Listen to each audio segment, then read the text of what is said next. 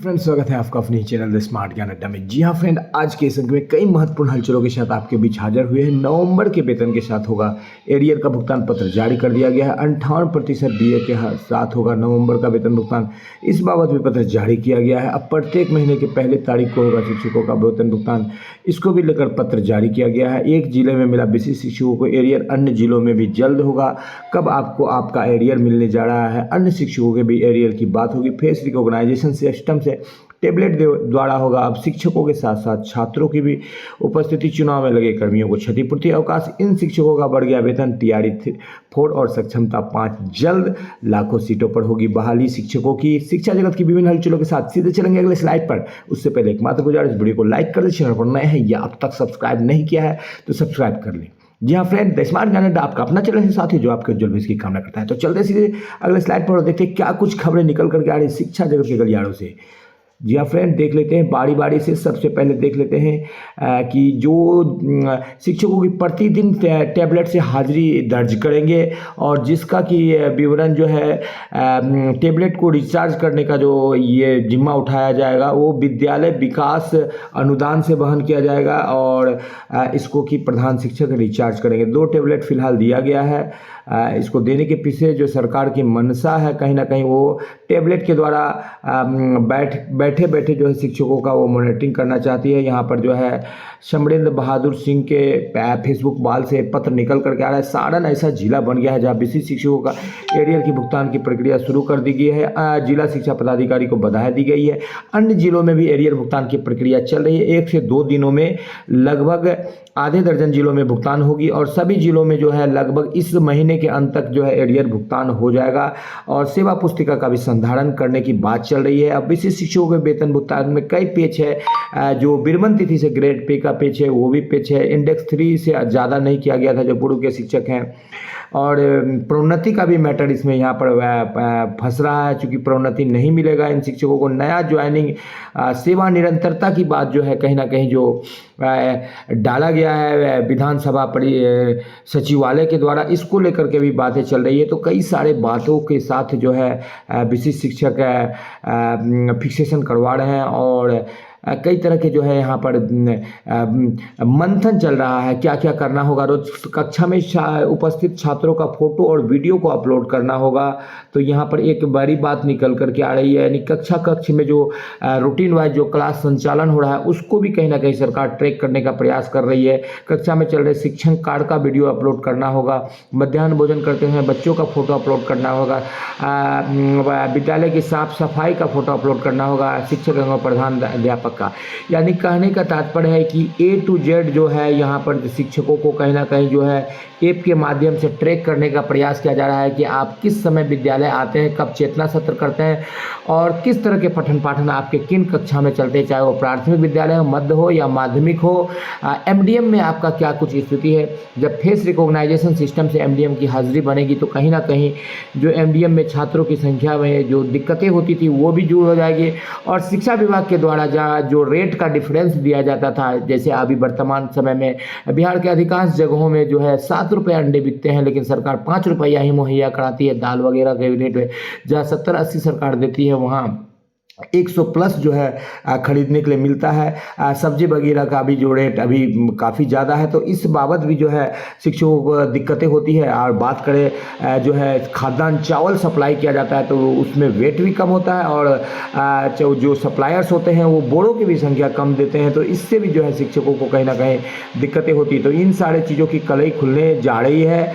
अब देख लेते हैं BC में जो SOP जारी किया गया है शिक्षकों के वेतन भुगतान को लेकर के, उसको भी देख लेते हैं में क्या कुछ बातें निकल करके आ रही। B राजेंद्र सचिव के द्वारा जो यहाँ SOP जारी किया गया है इसको देख लेते हैं। शिक्षकों के वेतन भुगतान की यहाँ पर समीक्षा चल रही है। HRMS पोर्टल पर जो है अपडेट करने की बात चल रही है और कुछ जिलों में जो है नहीं फिक्सेशन हुआ है, जिसमें मधुबनी और सहरसा वैशाली का नाम निकल करके। अन्य जिलों में प्रोसेस चल रहा है। विशिष्ट शिक्षक जिनको वेतन संरक्षण नहीं मिला है उनको मिल जाएगा। पोस्ट मैट्रिक स्कॉलरशिप की यहाँ पर बात कही जा रही है। HRMS में अक्टूबर का वेतन भुगतान नहीं किया गया है, कारण सहित विवरण मांगा गया है, लेकिन HRMS में 58% जो DA है उसको अब तक फीड नहीं किया गया गया है, क्योंकि जो स्ट्रक्चर शिक्षकों का दिया गया है वो गड़बड़ है। सरकार को चाहिए कि एक सही स्ट्रक्चर जो 7th पे कमीशन में दिया गया है उनको दिया जाए। कोर्ट केसेस पर जो है सरकार कमर कसने के लिए तैयार है। कहीं अवमानना दायर किया गया है तो कहीं पर जो है कारण बताओ नोटिस जारी किया गया है। लंबित विभिन्न मुद्दों पर जो है सरकार जो है अपना पक्ष को रखेगी। आपको बताते चले, चाहे वो MSCP का मुद्दा हो, चाहे ग्रेजुएटी का, चाहे प्रोन्नति का, शिक्षकों ने कई सारे केस जीते हैं, लेकिन सरकार कहीं ना कहीं अपने दमखम के बदौलत, अपने पावर के बदौलत गलत उपयोग करके उसका शिक्षकों के इन सारे जो है नैसर्गिक मौलिक अधिकार को रोक करके रखा है। अब देखने वाली बात ये होगी, जो कोर्ट के विभिन्न मामले हैं 174 मामले में क्या कुछ सरकार LPA दायर करती है और किस तरह से शिक्षकों को रोकने में सफल होती है, जो कि सरकार के लिए कहीं ना कहीं गलत है। चूंकि कोर्ट ने जजमेंट दिया है तो सरकार को दे देना चाहिए और इससे शिक्षकों में भी उनकी साख बनेगी। जहां तक सुशासन बाबू का सरकार है तो कल वो 10वीं बार मुख्यमंत्री बनने जा रहे हैं। 1100 मामले अनुकंपा के लंबित है, उन पर भी कार्रवाई होगी। TRE 4 की जो है विभिन्न जिलों से, अभी तक 7 जिलों से ही आरक्षण गया है। ACDC बिल में आपको पूर्व में ही बताया था कि जो विभिन्न जिलों से लगभग 2200 करोड़ रुपए का जो है फंसा हुआ है, उनका भी यहाँ पर जो है डिस्पैच करने का, उसको भी निष्पादित करने का पत्र निकाला है। जिला का नाम दिया गया है, कई जिला सही सलामत दिए हैं, लेकिन अधिकतर जिले जो है इसमें भी फिसड्डी साबित हुए हैं और नहीं दिया गया है उनके द्वारा अब तक DC बिल का। चलते हैं अगले स्लाइड पर और देख लेते हैं कि क्या कुछ पत्र जारी किया गया है। टेबलेट के द्वारा जो है हाजिरी बनाने को लेकर राज्य के सरकारी मध्य माध्यमिक एवं उच्च माध्यमिक विद्यालय में अध्ययनरत विद्यार्थियों का टेबलेट के माध्यम से दैनिक उपस्थिति करने के संबंध में ये facial recognisation based authentication system होगा। जैसा कि आप ट्रेनिंग प्रशिक्षण में जाते होंगे तो आप देखते होंगे कि एक बार आपके फेस को रिकॉग्नाइज कर लेने के बाद वो लगातार आपके फेस को रिकॉग्नाइज आसानी से चंद लम्हों में कर लेती है, यानी सेकेंड भी नहीं लगता है। तो इस तरह का सिस्टम यहाँ पर भी जो है इंट्रोटेप IT सॉल्यूशन प्राइवेट लिमिटेड के कर्मियों को दिया गया। इसका जिम्मा वो आकर के आपके विद्यालय में करेंगे। फिलहाल 1 महीना इसमें देरी है, लेकिन आपको ये जान लेना है कि अब सरकार आपके पठन पाठन और आपके दैनिक उपस्थिति, चाहे वो छात्रों की हो चाहे शिक्षकों हो, उस पर बिल्कुल शिकंजा कसने जा रही है और आप कहीं से नहीं जाइए। ये एजेंसी है जो विभिन्न जिलों में आपके फेस रिकॉग्नाइजेशन सिस्टम उसमें फीड करेंगे छात्रों के संख्या को, उनके फेस को और शिक्षकों की संख्या को। तो इस तरह से आपको कहीं ना कहीं जो है अब ऐप के माध्यम से जो है सरकार आपको कहीं ना कहीं जो हाजिरी वगैरह में जो दिक्कतें हो रही थी उसको ख़त्म करने जा रही है। विशिष्ट शिक्षकों को वेतन संरक्षण का लाभ दिया गया है और एरियर भुगतान करने का सुनिश्चित करने की यहाँ पर बात कही गई है। आप देख पा रहे हैं कि एरियर का भुगतान करने की बात कही गई है। तो ये पूरे बिहार के लिए है, एरियर का भुगतान होगा। पूरे बिहार में सभी शिक्षकों का एरियर भुगतान होगा और सभी शिक्षकों का एरियर भुगतान किया जाएगा।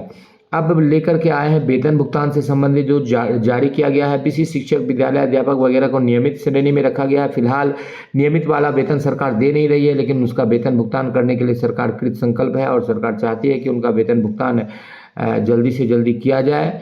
और इस बाबत जो है 20 तारीख तक जो है एब्सेंटी देने की बात कही गई है और 25 तारीख तक जो है वो विपत्र तैयार करके पहुंच जाएगा स्थापना। 28 से 30 तक कोषागार पहुंच जाएगा और 1 तारीख को शिक्षकों का वेतन भुगतान हो जाएगा, ऐसा कहा गया है। ऐसी बातें कई बार पहले भी निकली है, लेकिन इस पर ज़्यादा कुछ सटीक इम्प्लीमेंट नहीं हो पाया है, क्योंकि जो कर्मी है, जो स्थापना के कर्मी है, जो या जो विभाग के कर्मी है, उन पर इन बातों का ज़्यादा प्रभाव नहीं पड़ता है। ये तभी प्रभावित हो सकते हैं जबकि उन पर कार्रवाई की जाए या उनको किसी तरह का लालच हो। वो तो चाहते हैं कि हमेशा शिक्षकों का एरियर बनता रहे और ताकि उनका जो है परसेंटेज का खेल चलता रहे। इस बाबत जो है अल्पसंख्यक मदरसा एवं संस्कृत विद्यालय के शिक्षकों को लेकर भी SOP जारी किया गया है। रात्रि प्रहरी को लेकर के भी सेम टू सेम, यानी कि 20 तारीख तक, यानी कि 1 तारीख को वेतन भुगतान का SOP जारी किया गया है। पहल तो काफ़ी अच्छी है, लेकिन जब तक इसको अमली जामा नहीं बनाया जाता है तो शिक्षकों के लिए